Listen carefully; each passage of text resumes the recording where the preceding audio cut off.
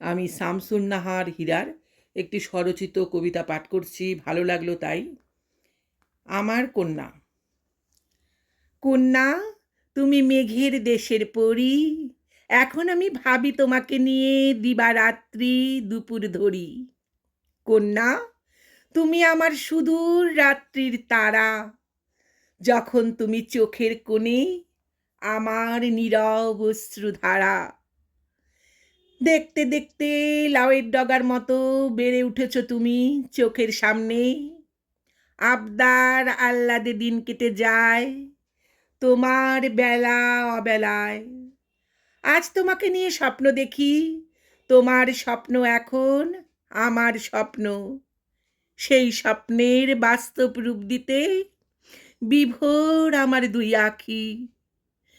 জীবনে অনেক পাওয়া না পাওয়ার মাঝেও তোমার মুখের দিকে চেয়ে আমার সব কষ্ট ভুলেছি। সুখের ঘরের প্রদীপ তুমি আমার, কান্নার ঘরের হাসি।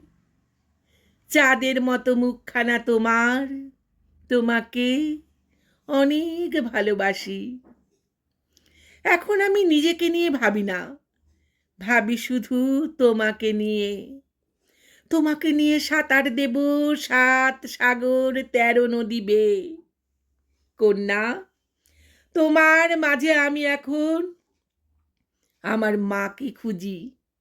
তুমি এখন আমার এই অভাবটুকু বোঝো, তাও বুঝি।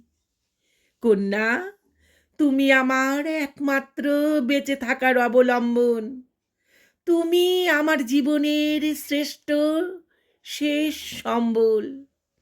ভাবছি আমি বসে বসে তোমাকে নিয়ে, সব মেয়ের ভেতরে বুঝি মায়েরা লুকিয়ে থাকে, অথবা সব মায়েরা বুঝি মেয়ে হয়েই জন্ম নেয়।